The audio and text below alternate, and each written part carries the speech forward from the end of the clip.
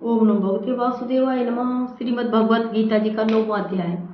श्री कृष्ण भगवान बोले, हे अर्जुन, तुम में ईर्ष्या नहीं है, इसलिए यह अति गुप्त शास्त्रीय ज्ञान और अनुभव तुमसे कहता हूँ। इसे जानकर तुम्हारा अशुभ न होगा। यह ज्ञान सब विद्याओं में श्रेष्ठ तथा सब गोपनीयों में गुप्त एवं परम पवित्र, उत्तम, प्रत्यक्ष फल वाला और धर्मयुक्त है।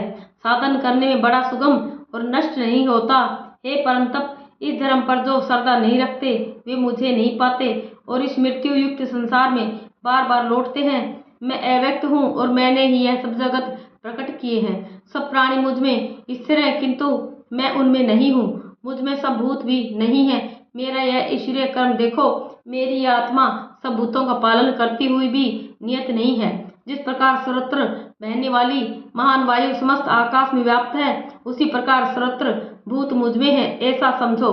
हे कौन्तेय, सभी जीव कल्प के अंत में मेरी प्रकृति में आ मिलते हैं और कल्प के प्रारंभ में उनको फिर उत्पन्न करता हूँ। अपनी प्रकृति का आश्रय लेकर उसके गुण व स्वभाव वाले समस्त भूत वर्ग को मैं बार बार उत्पन्न करता हूँ।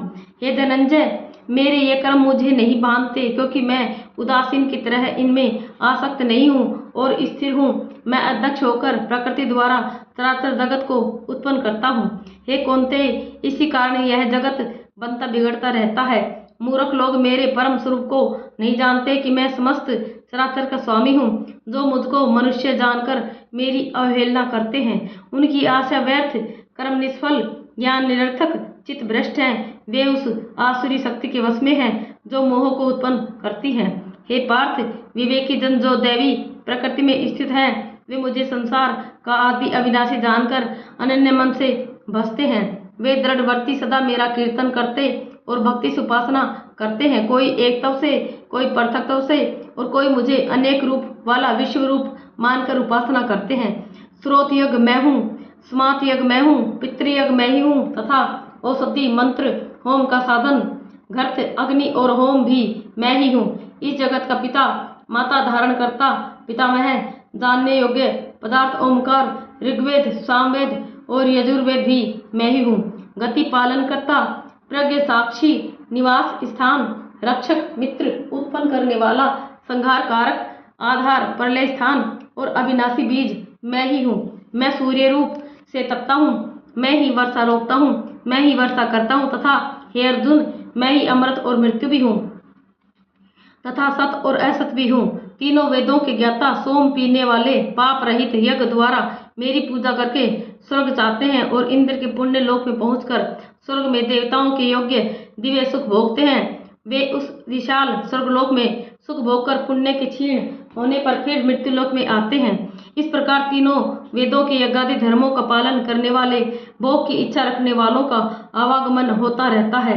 जो अनन्य भाव से चिंतन करते हुए मेरी उपासना करते हैं, उन नित्य योगियों के योगक्षेम अर्थात स्थान, भोजनाच्छादन से इनकी मैं रक्षा करता हूँ। हे कौन्तेय, जो दूसरे देवताओं के भक्त हैं और श्रद्धा से उन्हें पूजते हैं, वे भी मेरा ही पूजन करते हैं, परंतु यह पूजन विधि पूर्वक नहीं है। सब यज्ञों का भोक्ता और स्वामी मैं ही हूँ। जो मेरे इस व्रत को नहीं जानते हैं, वे आवागमन से नहीं छूटते हैं। देवताओं के पूजने वाले देवलोक को प्राप्त होते हैं, पितरों के पूजक पितृलोक को पाते हैं, यज्ञादिकों के पुजारी यज्ञलोक को जाते हैं और मेरा पूजन करने वाले मुझे प्राप्त होते हैं। भक्ति से पत्र, पुष्प, फल या जल जो मुझको अर्पण करता है, उस शुद्ध अंतकरण वाले व्यक्ति के भक्ति से दिए हुए पदार्थ को मैं बड़ी प्रसन्नता से ग्रहण करता हूँ। हे कौन्तेय, जो तुम करते हो, खाते हो, वह सब मेरे अर्पण करो। ऐसा करने से कर्म बंधन रूप शुभ अशुभ फलों से मुक्त हो जाओगे और संन्यास योग में युक्त होकर मुक्ति व मुझको अवश्य पाओगे। मैं समस्त भूत के समान हूँ, न कोई मुझे अप्रिय है और न ही प्रिय है। जो कोई मुझको भक्ति से भजता है, वह मुझ में है और मैं उसमें हूँ। यदि कोई दुराचारी भी हो और अनन्य भाव से मेरा भजन करे, उसको मैं साधु ही मानता हूँ, क्योंकि उसने उत्तम मार्ग ग्रहण किया है। वह शीघ्र ही धर्मात्मा होता है और चिरस्थायी शांति को पाता है। हे कौन्तेय, यह निश्चय करके जानो कि मेरा भक्त कभी नाश को प्राप्त नहीं होता। हे पार्थ, मेरा आश्रय पाकर नीच कुल में उत्पन्न स्त्रियां, वैश्य और शूद्र भी उत्तम गति को पाते हैं। फिर जो पुण्यवान भक्त, राज, ऋषि और ब्राह्मण हैं, उनकी तो बात ही क्या है। अतः इस नाशवान और दुख भरे संसार में जन्म पाकर तुम मेरा ही भजन करो। मुझ में ही मन लगाकर मेरे भक्त बन जाओ, फिर मेरी पूजा और मुझे नमस्कार कर मुझ में लो लगाए रहकर मुझ में ही लीन हो जाओगे। इति श्रीमद्भागवत गीता सुपनिषद सुब्रह्म विद्या योग शास्त्रे श्री कृष्ण अर्जुन संवादे प्रकृति भेद योग नाम 9वां अध्याय समाप्त। 9वें अध्याय का महात्म्य। श्री नारायण जी बोले, हे लक्ष्मी, दक्षिण देश में भाव सुशर्मा नामक शूद्र रहता था। बड़ा पापी और मांस मदिरा आहारी था। जुआ खेले, चोरी करे, पर स्त्री रमे। एक दिन मदिरा पान से उसकी देह छूटी, वह मरकर प्रेत हुआ। एक बड़े वृक्ष पर रहे एक ब्राह्मण भी उस नगर में रहता था। दिन को भिक्षा मांगकर स्त्री को लाकर देवे। उसकी स्त्री बड़ी कलैनी थी। समय पाकर उन दोनों ने प्राण त्यागे। वह दोनों मरकर प्रेत हुए और वे भी उसी वृक्ष पर आकर रहे जहाँ प्रेत रहता था। वहां रहते रहते कुछ काल व्यतीत हुआ। एक दिन उसकी पिशाचिनी ने कहा, पुरुष पिशाच, तुमको कुछ पिछले जन्म की खबर है? तब पिशाच ने कहा, खबर है, मैं पिछले जन्म में ब्राह्मण था। तब पिशाचिनी ने कहा, तूने पिछले जन्म में क्या साधना की थी जिससे तुमको पिछले जन्म की खबर है? तब उसने कहा, मैंने पिछले जन्म में एक ब्राह्मण से अध्यात्म कर्म सुना था। तब फिर पिशाचिनी ने कहा, तूने और कौन सी साधना की थी? वह ब्राह्मण कौन था और वह अध्यात्म कर्म कौन सा है जिसके सुनने से तुझे पिछले जन्म की खबर रही?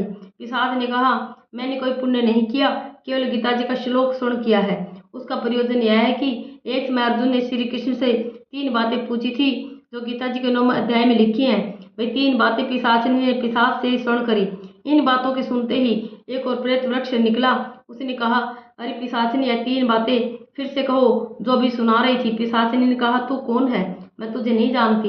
मैं अपने पति से पूछती हूँ, यह कर्म कौन था जिससे पिछले जन्म की खबर रही? इन बातों के सुनते ही प्रेत देह छूटी। तत्काल देव देही पाई। स्वर्ग से विमान आए, उन पर चढ़कर बैकुंठ को गए। श्री नारद जी ने कहा, हे लक्ष्मी, यह 9वां अध्याय का महात्म्य है। ओम नमो भगवते वासुदेवाय।